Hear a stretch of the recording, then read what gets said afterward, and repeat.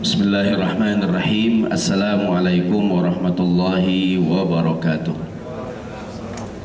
Alhamdulillahirabbil alamin wassalatu wassalamu ala asyrafil anbiya'i wal mursalin sayyidina wa habibina wa syafi'ina wa maulana Muhammadin wa ala alihi wa sahbihi wa sallim ajmain. Qala ta'ala fil Qur'anil Karim, a'udzu billahi minasyaitonir rajim. Bismillahirrahmanirrahim. Subhanaka la ilma lana illa ma 'allamtana innaka antal alimul hakim. Shadaqallahul azim. Yang saya hormati dan yang saya muliakan, Bapak Ibu sekalian, hadirin hadirat, rekan-rekan jamaah salat zuhur di Masjid Kota Kasablanka yang dirahmati Allah Subhanahu wa taala, serta teman-teman dari MTHS Majelis Ta'lim Huawei Service Center, serta dari beberapa teman-teman dari kantor yang lain. Alhamdulillah pada siang hari ini Allah Subhanahu wa taala pertemukan kita duduk bersama, bersilaturahim, sholat zuhur berjamaah. Semoga semua amal ibadah yang kita lakukan diterima oleh Allah Subhanahu wa taala. Amin ya rabbal alamin. Kalau tidak salah ngitung, hari ini 82 hari menjelang Ramadan. Kalau nggak salah ngitung ya, kira-kira 82 hari menjelang Ramadan. Kalau kita bilang masih 2 bulan setengah, kayaknya masih lama ya. Tapi kalau kita bilang 82 hari kayaknya udah deket. Padahal dia juga ya. Sengaja disampaikan, mudah-mudahan termasuk kita mempersiapkan diri, juga termasuk MTHS dan teman-teman pengurus masjid mempersiapkan diri menyambut Ramadan dengan beragam kegiatan yang mudah-mudahan dipersiapkan dari sekarang. Kalau buat ibu-ibu yang masih punya utang puasa kali, mudah-mudahan segera dilunasin utangnya. Siang ini kajian Qasasun Minas Sunnah, temanya berpikir positif. Seorang muslim tidak boleh suudzon, harus nantiasa husnuzon, berprasangka baik, bahkan ketika mendapatkan musibah sekaligus, bahkan ketika berhadapan dengan sesuatu yang tidak dia sukai. Walaisal ya'su min akhlaqil muslimin, putus asa bukanlah akhlak seorang muslim. Senantiasa seorang yang beriman itu, seorang muslim, berpikir positif. Kita mulai. Sebelumnya ada ayat dalam Al-Quran, surat Al-Baqarah 216. Kalau di fotokopian kita di halaman belakang tuh, Allah Subhanahu wa taala berfirman, Bismillahirrahmanirrahim, wa asa an takrahu syai'an wa huwa khairul lakum. Bisa jadi kita, atau kata Allah, bisa jadi kamu membenci sesuatu, ternyata sesuatu itu baik buat kamu. Dan bisa jadi kamu mencintai sesuatu, yang kamu cintai itu buruk buat kamu. Ujung ayatnya bagus banget. Wallahu ya'lamu wa antum la ta'lamun. Allah maha mengetahui, sedangkan kamu tidak tahu. Ini Al-Baqarah 216 sebagai ayat pembuka kajian di siang hari ini. Sesuatu yang kita suka bisa jadi tidak baik buat kita. Dan sesuatu yang kita sukai, yang tidak kita sukai mungkin baik, yang kita sukai mungkin tidak membawa kebaikan. Kita mulai dari cerita, karena di kajian Qasasun Minas Sunnah, dari riwayat kisah yang pernah terjadi di dalam rumah tangga Rasulullah SAW. Ada fitnah yang menimpa rumah tangga Nabi. Bahkan fitnah ini tidak tanggung-tanggung nih. Dalam sejarah dikenal dengan peristiwa hadithul ifki, berita bohong yang menimpa rumah tangga Nabi. Kalau mungkin istilah rumah tangga zaman sekarang, ada isu perselingkuhan di rumah tangga Nabi SAW. Ini tentu sangat menghebohkan kan. Istri Nabi yang bernama Aisyah dituduh berbuat zina. Walaupun nanti ini hanyalah berita bohong, namun bagaimana nanti Allah Subhanahu wa taala menjelaskan dalam Al-Quran bahwa musibah la tahsabuhu syarralakum, jangan engkau sangka ya Muhammad, berita buruk yang menimpa, fitnah yang menimpa rumah tangga kamu ini membawa keburukan buat kamu. Bal huwa khairul lakum, bisa jadi itu akan membawa kebaikan buat kamu. Allah mengatakan, mengomentari peristiwa ini dengan ayat tadi tuh. Peristiwanya bermula, hadirin rahimakumullah, di antara kebiasaan Nabi SAW, beliau punya kebiasaan, kalau beliau pergi jauh senantiasa mengajak istrinya. Kalau musafir, beliau mengajak istrinya. Artinya kalau dekat, beliau nggak ngajaknya. Kalau kita kan terbalik, ini para suami. Kalau dekat ngajak istrinya, mau ikut neng, mau kemana bang? Mau ke warung depan tuh, mau beli obat nyamuk gitu ya. Warung ngajak-ngajak dah. Kalau keluar kota boleh sekali-kali, boleh nggak istri keluar kota ngikut sekali-kali? Boleh ya, mungkin pakai ongkos sendiri, jangan pakai ongkos kantor. Dan jangan ngerecokin kerjaan suaminya. Mungkin di rumah nggak ada kesibukan kan, ada tugas keluar kota, istrinya mau ikut, boleh nggak bu? Boleh bu ya, ya kan? Kemudian pada peristiwa ini ada peristiwa namanya perang Banil Mustalik.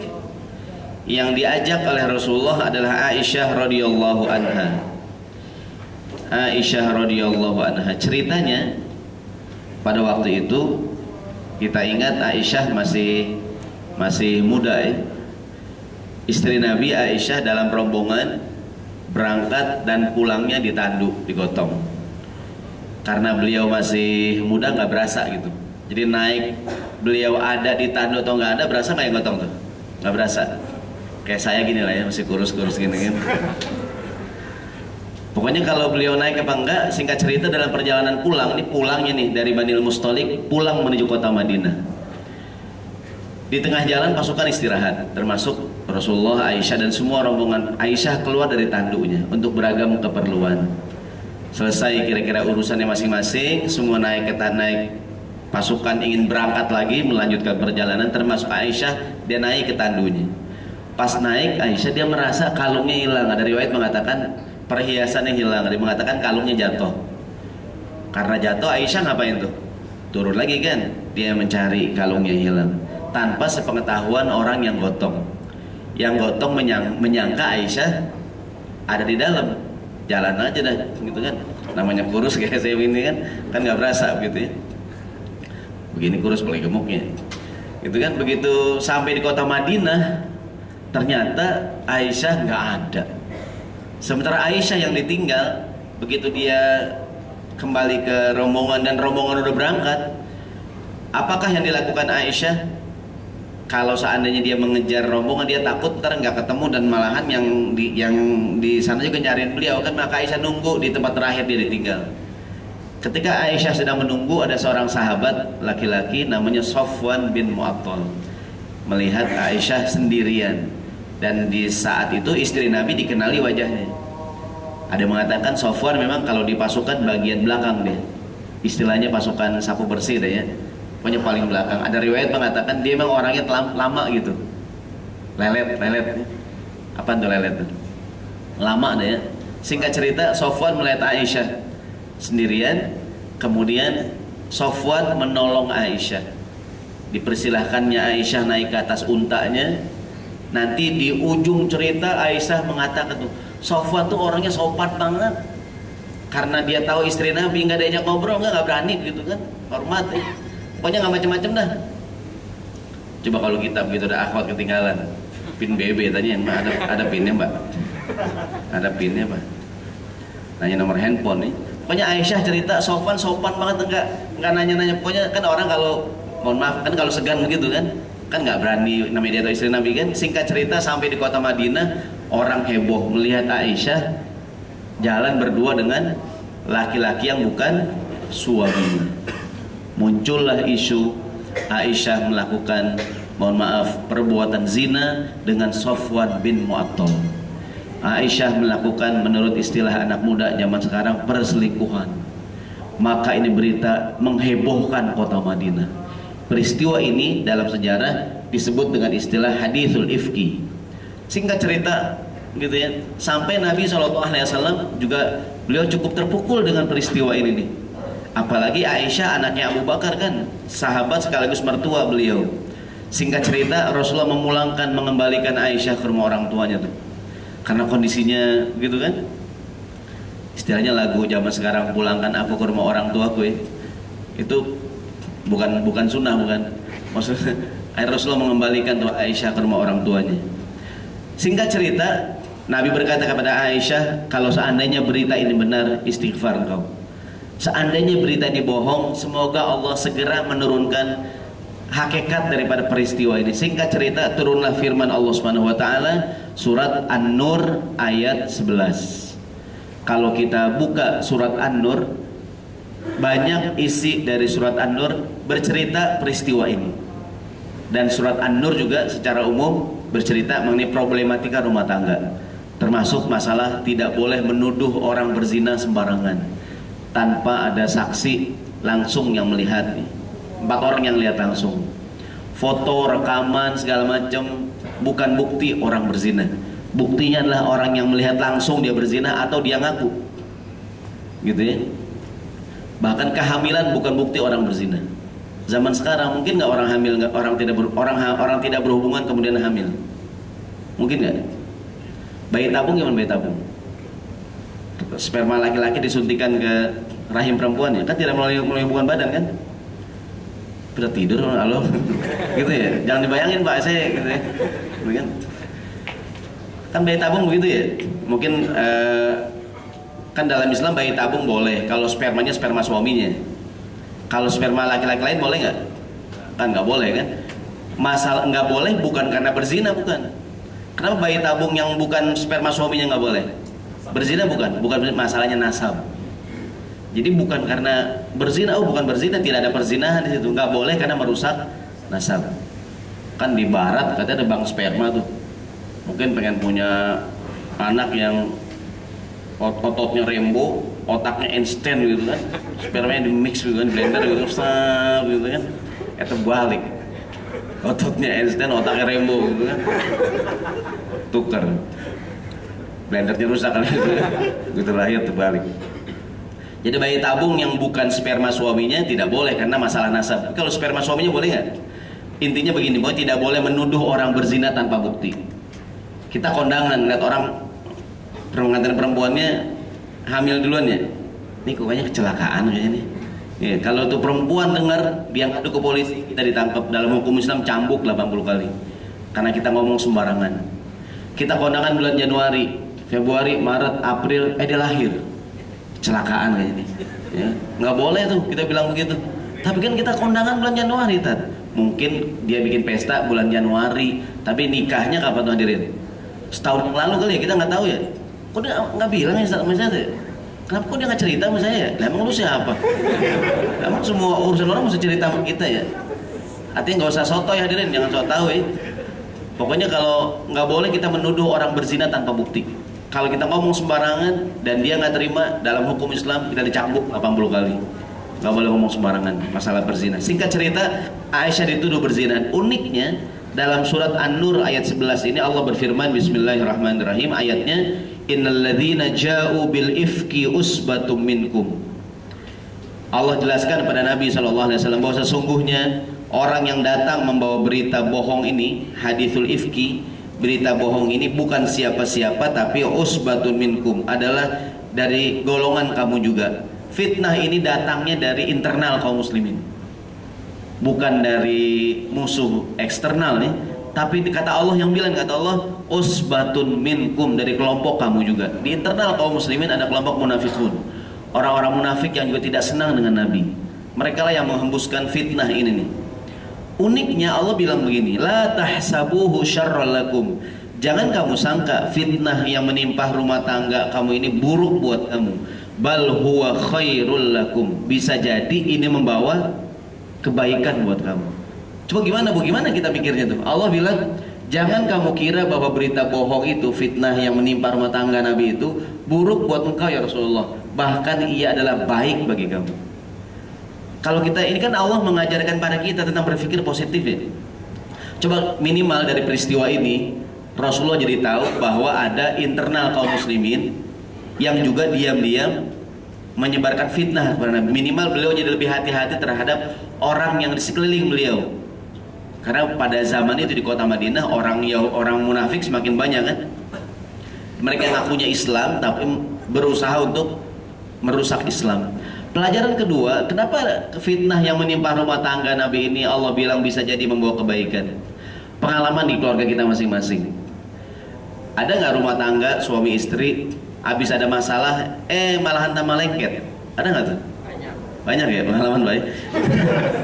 Dibilang, Ustaz, Dulu saya sama suami saya nggak lengket kayak gini tat, ya kan? Dulu nggak pernah ada bilang sayang sayang kalau SMS. Sekarang dikit sayang sayang lah, beb gitu. Sekarang jadi romantis banget dah, gitu kan? Dulu mana ada dulu, gitu kan? Emang sejak kapan Bu pernah tuh saya ada mungkin suami istri ada masalah apa dari gara-garanya nih? Kan sekarang banyak rumah tangga bermasalah gara-gara handphone, gara-gara jejaring sosial. Kan sekarang zamannya Facebook, Twitter, WhatsApp gitu segala macem dah ya, jejaring sosial deh macem-macem dah gitu kan. Mungkin istrinya menemukan di HP suaminya ada SMS yang mencurigakan gitu kan, ada BB yang mencurigakan gitu lah. Nanyalah siapa nih, BB siapa nih mas nih? Aku nggak tahu, aku nggak pakai BB sejak 2010. Aku nggak tahu, aku baru pakai BB gitu kan. Masih ingat kalimat itu ya? Aku nggak pakai BB sejak 2010 gitu kan, jangan dibahas. Sehingga cerita ribut lah, suami seribut segala macam gitu kan, curiga segala macam, biasa lah namanya. Kan sekarang zamannya CLBK ya Bu, cinta lama belum kelar. Suaminya ketemu pacar waktu TK. Aduh bahaya banget dah. Waktu TK sekelas, ketemu pas udah kerja gitu kan. Namanya sekarang zaman jejaring sosial kan, kita bisa berjumpa dengan teman waktu lahir di rumah sakit tuh. Karena zaman sekarang tuh kan, kita lahir di rumah sakit, teman untuk barangan lahir ketahuan kan ini hadirin tuh di Facebook. Terlacak lahirnya di mana gitu kan, sama satu rumah sakit kita, satu dokter. Nah singkat cerita setelah dia ya namanya orang rumah tangga kan saling memaafkan, ya udahlah kata suaminya aku salah, nama habis kamu, aku kan banyak godaan kalau di kantor, kamu di rumah yang rapi dong, yang dandan. Kata istri, masuk di rumah jarang mandi. Singkat cerita hadirin setelah dia ada masalah saling memperbaiki diri ya, jadi tambah lengket gitu ya. Dulu sebelum ada masalah nggak kayak sekarang dah. Pengalaman nggak Pak? Pengalaman masing ya? Saya termasuk juga ada ya, kadang-kadang ada masalah ya. Sekarang jadi gitu ya, jadi nambah terbuka cerita. Mau nggak ada masalah di rumah tangga? Mau nggak? Nggak mau ya. Cuman ketika terjadi ya cari baiknya aja dah. Jadi ketika istri kita bilang kamu iya, cuma kan gara-gara ini kita jadi tambah lengket say. Gara-gara mungkin dulu sebelum ada masalah kita sih nggak pengen rumah tangga kita ada masalah ya. Cuman Allah mengajarkan kepada Nabi la tahsabuhu syarralakum. Jangan kamu sangka musibah ini buruk buat kamu. Bisa jadi dia membawa kebaikan buat kamu. Mudah-mudahan sih nggak ada masalah di rumah tangga kita. Cuman yang namanya tadi deh, namanya orang hidup kan ada aja masalah. Hadirin dirahmati Allah Subhanahu wa taala, ini kisah pembuka tentang berpikir positif. Jadi bagaimana Rasulullah sallallahu alaihi wasallam diajarkan oleh Allah Subhanahu wa taala ketika terjadi musibah di rumah tangganya, kita berdoa semoga rumah tangga kita baik-baik saja, amin. Seandainya pun ada masalah, mudah-mudahan seperti ini nih. La tahsabuhu syarr lakum. Jangan kamu sangka ini buruk buat kamu. Bisa jadi membawa kebaikan. Sekarang jadi apa namanya? Jadi lebih terbuka begitu kan? Dulu kan kalau ada SMS masuk pelan-pelan bukannya gitu kan. Siapa? Neneng bukan ya? Neneng lagi gitu kan. Kita kembali hadirin. Ada ungkapan yang menarik. Ada seorang sahabat perempuan namanya Ummu Salamah. Ini doa saat mendapatkan musibah. Doa nanti kita akan lihat dalam Al-Quran juga diajarkan doa saat mendapatkan musibah. Doa ini doa apa ya? Positif gitu. Doa karena kehidupan akan terus berjalan gitu. Ummu Salamah bercerita. Kata Ummu Salamah, aku mendengar Rasulullah SAW bersabda, "Ma min abdin tusibuhu musibah." Siapa saja seorang hamba mendapatkan musibah. Qalu, dan dia membaca doa inna lillahi wa inna ilaihi rajiun. Ini doanya, Allahumma jurni fi musibati wa khluf li khairan minha. Saya tulis di kopian. Siapa yang kena musibah, pas dapat musibah dia membaca doa inna lillahi wa inna ilaihi rajiun. Allahumma jurni fi musibati. Ya Allah, berikanlah aku pahala atas musibah ini, wa khluf li khairan minha, dan ya Allah ganti dengan yang lebih baik. Kata Ummu Salamah, Rasulullah bersabda, siapa hamba mendapatkan musibah membaca doa ini, kecuali nanti kata Nabi, pertama akan Allah berikan pahala atas musibah yang dia dapatkan. Yang kedua, nanti Allah akan ganti dengan yang lebih baik. Ummu Salamah cerita, falamma tufiya Abu Salamah, waktu suamiku meninggal, Abu Salamah, aku baca doa yang Nabi ajarkan nih. Pas suamiku meninggal, aku baca doa, ya Allah, inna lillahi wa inna ilaihi raji'un, berikan aku pahala atas musibah ini dan gantilah dengan yang lebih baik. Kata Ummu Salamah, fa abdalallahu li khairan minhu, kemudian Allah ganti aku dengan suami yang lebih baik, aku menikah dengan Rasulullah sallallahu alaihi wasallam. Ini kan namanya positif ya, ini kan. Jadi mungkin bawa pada tetangganya yang suaminya meninggal gitu kan, Bu, innalillahi wa inna ilaihi raji'un, semoga suami ibu mendapatkan tempat yang terbaik di sisi Allah Subhanahu wa ta'ala. Mudah-mudahan ibu mendapatkan ganti yang lebih baik. Nggak ada Pak, nggak ada yang lebih baik. Biasa gitu ya ibu ya, kalau musibah ya. Nggak ada orang yang lebih baik dari suami saya, nggak ada Pak, nggak ada. Ada Bu, ada insya Allah. Bukan orang jauh, ada insya Allah ada. Daham tinggal ada. Terus terang boleh atau terus terang nggak boleh? Kalau perempuan suaminya meninggal, masa iddahnya berapa bulan? 4 bulan 10 hari. Di masa iddah, laki-laki yang berminat dengan dia tidak boleh terus terang, semoga suami kamu diterima insya Allah, entar kalau masa iddahnya udah habis nikah sama saya. Nggak boleh tuh, nggak boleh. Karena udah meninggal Ustaz suaminya. Menghormati suaminya, menghormati dia. Jadi tidak boleh terus terang. Nyindir boleh nggak nyindir? Nyindir boleh kalau suaminya meninggal, nyindir. Ya tadi tuh, mudah-mudahan ibu mendapatkan ganti yang lebih baik. Kata yang berbuat, maksud loh. Ya begitu dah gitu. Kalau terus terang nggak boleh hadirin, terus terang nggak boleh. Kalau cerainya cerai hidup nih, kan cerai mati kan. Iddahnya berapa bulan cerai hidup? 3 bulan. Hakim ketok palu, tek talak 1. Selama masa iddah 3 bulan, laki-laki yang lain tidak boleh menyatakan ingin menikah dengan perempuan ini secara terang-terangan, nggak boleh, haram. Nyindir juga nggak boleh, haram. Kenapa nggak boleh hadirin? Sebab masa iddah ini kesempatan suaminya untuk balik dengan istrinya.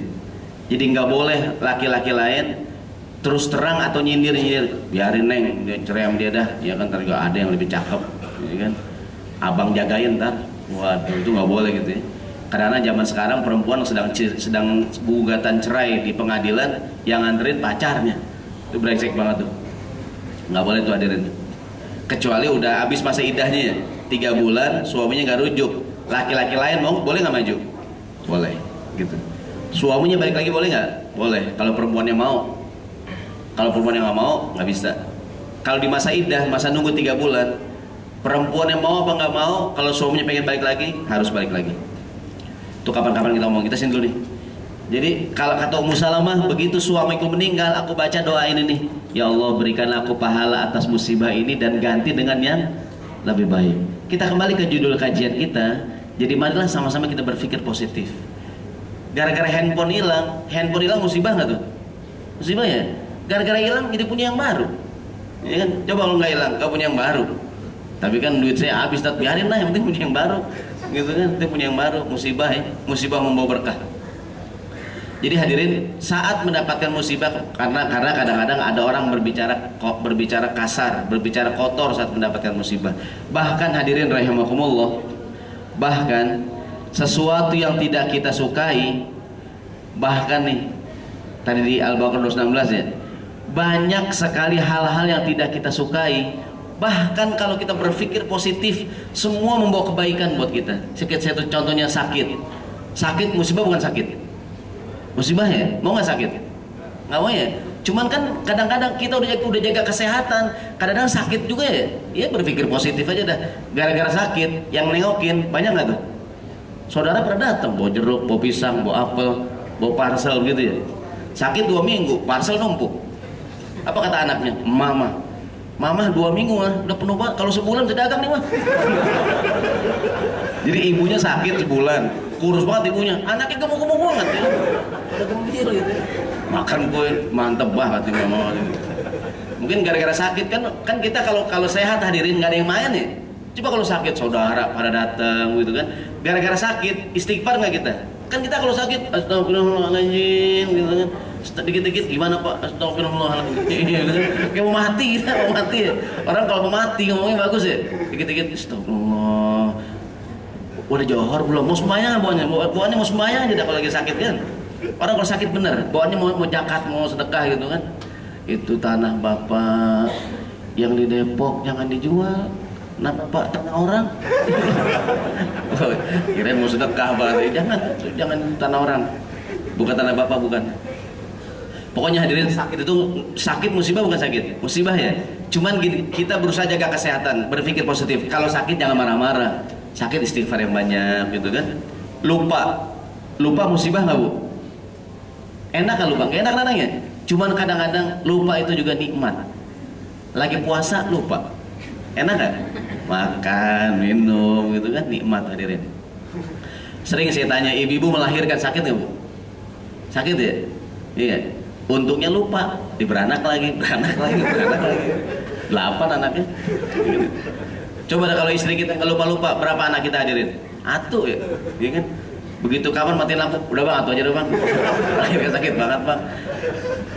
Untungnya Allah kasih sifat lupa ya. Lupa tuh nikmat hadirin. Allah bilang di Quran, Bismillahirrahmanirrahim, kita sempurna banget. Allah bilang, laqad khalaqnal insana fi ahsani taqwim. Sungguh telah aku ciptakan manusia dalam bentuk yang paling sempurna. Kesempurnaan kita terdapat di dalam kekurangan kita. Ternyata kekurangan kita bagian daripada kesempurnaan kita.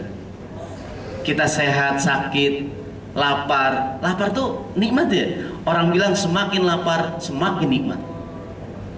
Ada gambaran nih presiden sebelah ya. Semakin lapar semakin nikmat. Tahu siapa nih? Semakin lapar semakin nikmat ya. Kalau lagi lapar makan enak gak Bu? Meskipun cuma nama opor doang, merendang sama gulai sama sate. Semangat ya hadirin ya. Sama opor ayam gitu kan, minumnya jus mangga, jus jeruk. Kalau lapar enak banget ya, coba kalau lagi kenyang sama kecap doang kan. Kayak nggak semangat gitu kan. Lagi kenyang makan sama kerupuk, aduh kayaknya. Jadi hadirin sesuatu yang kita anggap musibah. Jadi Allah tuh yang bilang, kata Allah, laqad khalaqnal insana fi ahsani taqwim. Allah ciptakan kita dalam bentuk yang paling sempurna. Kesempurnaan kita ternyata terletak di dalam kekurangan kita. Coba bayangkan kalau kita nggak pernah lapar, gak enak ya? Ya kan? Kita kenyang aja kan, gitu gak enak ya? Begitu kita lapar, gitu kan? Mantap tuh. Tapi kita nggak pengen sakit, nggak pengen musibah, gagal, ditolak, kehilangan. Kan gagal itu gak enak ya?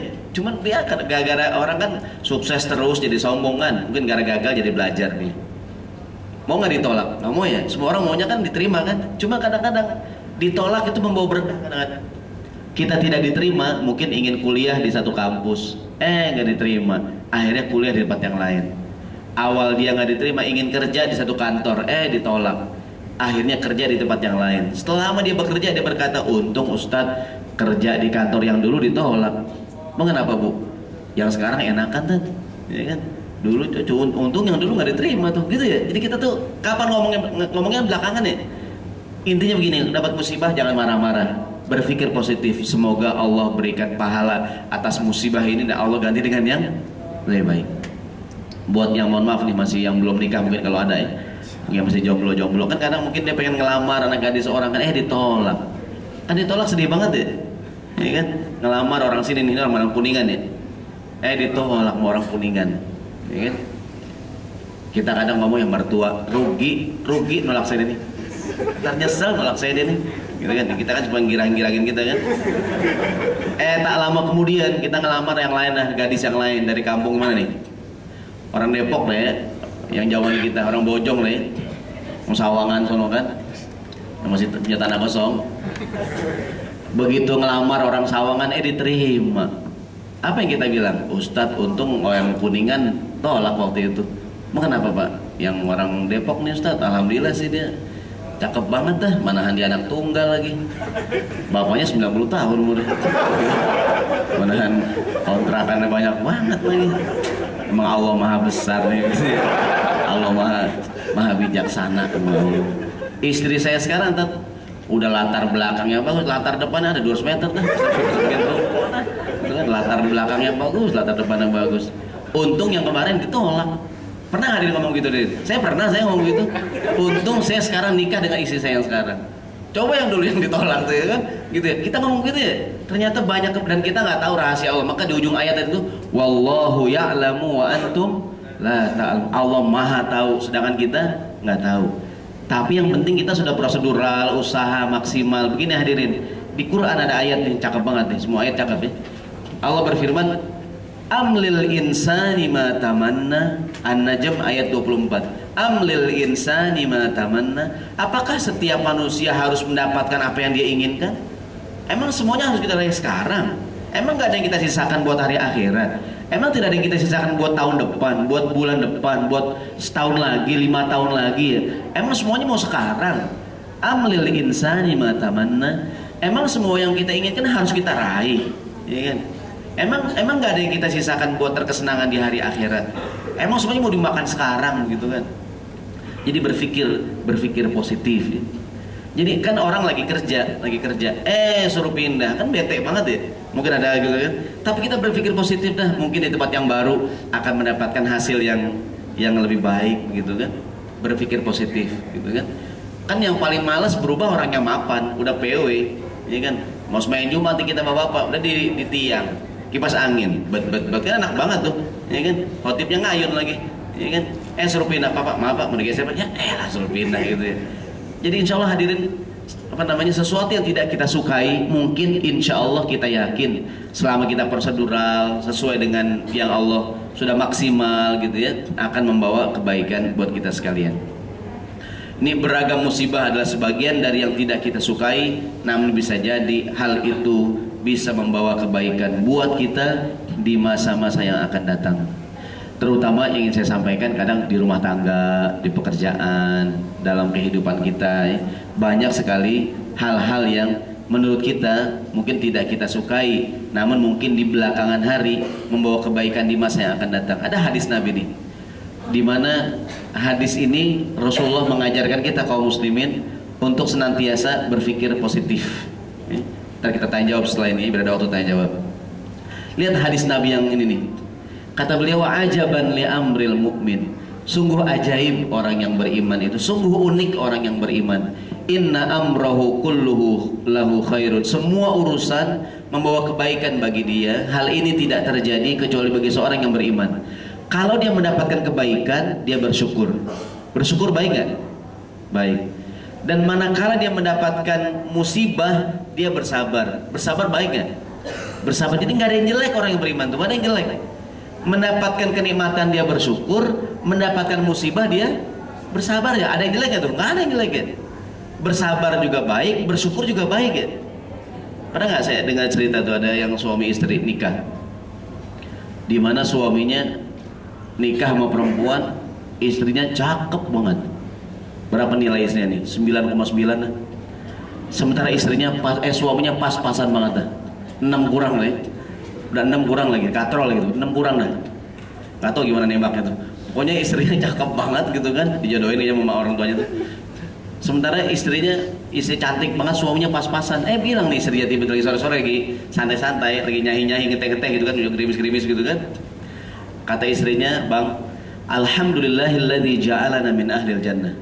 Kita bersyukur kepada Allah yang akan menjadikan kita sebagai calon penghuni surga. Suaminya kaget, ya kan? Kalau istilah sekarang, wow, gitu kan? Kaifa yakunu dzalik? Kenapa engkau bisa bilang begitu, wahai istriku? Naam, kata istrinya. Kan abang nikah sama saya, kan saya cakep. Kan abang bersyukur. Bersyukur kan baik, ya kan? Kata istrinya, dan saya bersabar.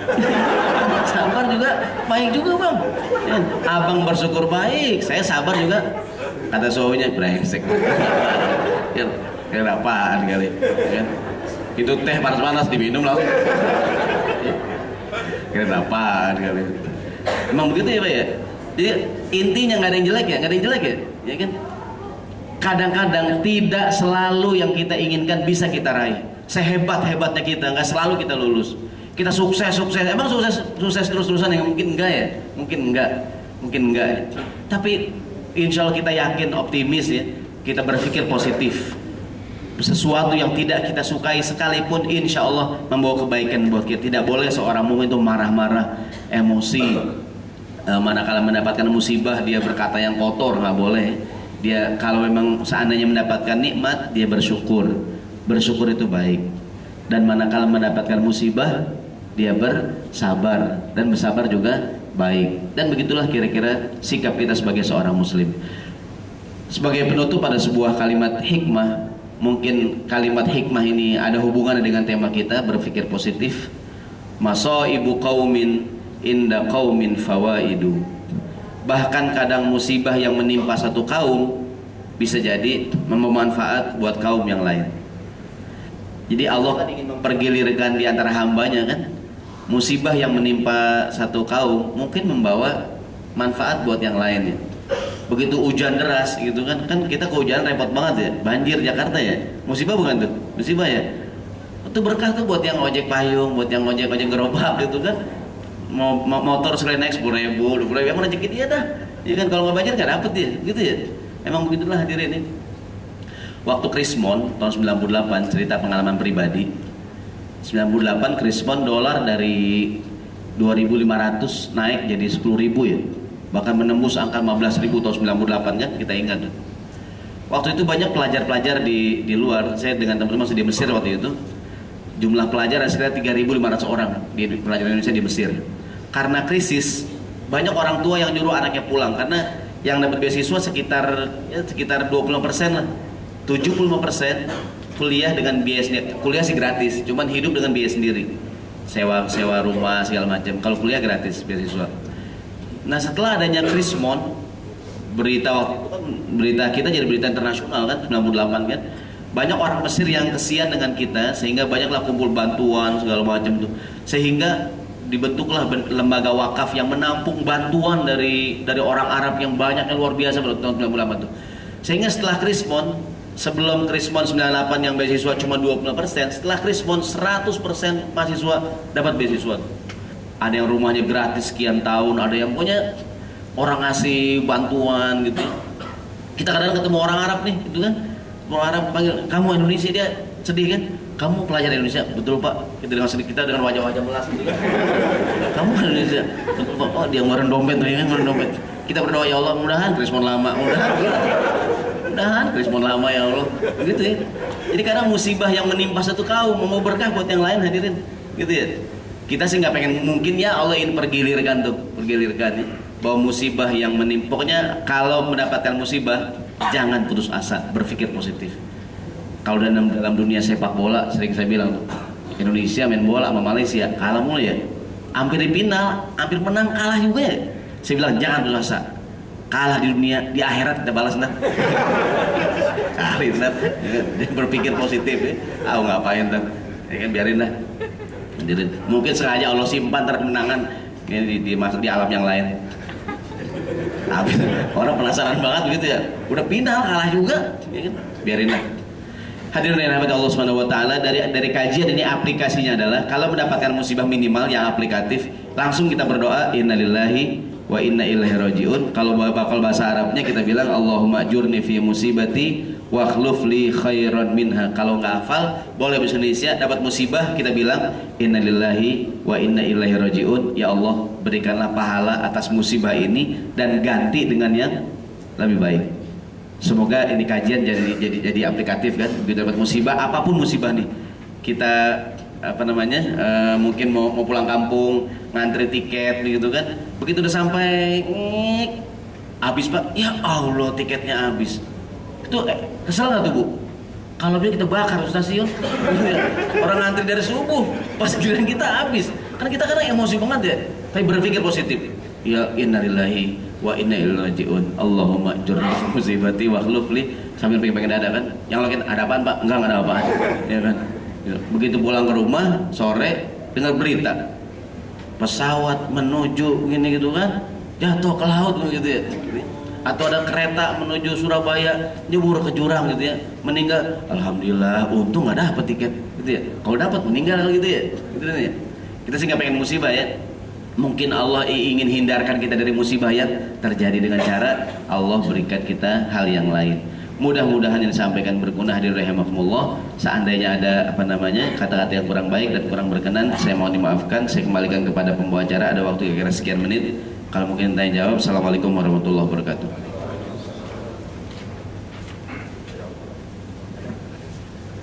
Iya, assalamualaikum warahmatullahi wabarakatuh. Masih ada waktu sekitar 5 menit bagi para jemaah yang ingin berdiskusi kepada Ustadz, dipersilakan bagi ikhwan dan akhwatnya. Iya, dari akhwatnya. Iya, sebagai informasi bagi para jemaah yang ingin mendapatkan informasi kajian rutin Kamis Ba'da Zuhur ini, bisa mendaftarkan via email ke pengurus.mths@huawei.com, sehingga segala informasi mengenai kajian rutin Kamis ini diinformasikan melalui media email. Seperti itu. Ya, untuk kajian kali ini dan kajian rutin setiap Kamis merupakan kerjasama antara Majelis Ta'lim Huawei Service dengan DKM Kota Kasablanka. Mungkin sekian, sehingga tidak ada pertanyaan, Ustaz. Mungkin buat Ustaz dimohon untuk tutup dengan doa, Ustaz. Baik, rahimahumullah. Kita sama-sama berdoa pada Allah Subhanahu wa taala. Sebagai tambahan, tadi ada ayat Al-Qur'an surah At-Taubah 51 ya. Doanya sama kalau tadi hadis Nabi, doanya la yusibana illa ma kataballahu lana huwa maulana wa 'alallahi falyatawakkalul mu'minun mutawakkilun. Tidak ada musibah yang menimpa kita kecuali telah Allah takdirkan buat kita. Kepada Allah orang yang beriman bertawakal. Mudah-mudahan kita semua tergolong orang yang senantiasa berpikir positif terhadap apapun yang menimpa kita. Amin. Amin ya rabbal alamin. Al-Fatihah. A'udzubillahi minasyaitonir rajim. Bismillahirrahmanirrahim. Alhamdulillahirabbil alamin arrahmanir rahim maliki yaumiddin. Iyyaka na'budu wa iyyaka nasta'in ihdinas siratal mustaqim siratal ladzina an'amta 'alaihim ghairil maghdubi 'alaihim waladdallin. Amin. Bismillahirrahmanirrahim. Alhamdulillahirabbil alamin. Allahumma shalli ala Muhammad wa ala ali sayyidina Muhammad. Allahumma anfa'na bima 'allamtana wa 'allimna ma yanfa'una. Rabbana zidna ilma warzuqna fahma. Rabbana ighfir lana dhunubana wa dhunuba walidina warhamhum kama rabbayana shighara. Qul la yusibana illa ma kataballahu lana huwa maulana wa 'ala Allahi falyatawakkalul mu'minun. Da'wahum fiha subhanakallahumma wa tahiyyatuhum fiha salam wa akhiru da'wahum anil hamdulillahi rabbil alamin. Subhanakallahumma wa bihamdika asyhadu an la ilaha illa anta astaghfiruka wa atubu ilaik. Assalamualaikum warahmatullahi wabarakatuh. Ya, sekian dari kajian kali kami. Mohon maaf apabila dalam kesalahan dalam penyelenggaraan. Kita tutup dengan baca hamdalah. Alhamdulillahirabbil alamin. Wassalamualaikum warahmatullahi wabarakatuh.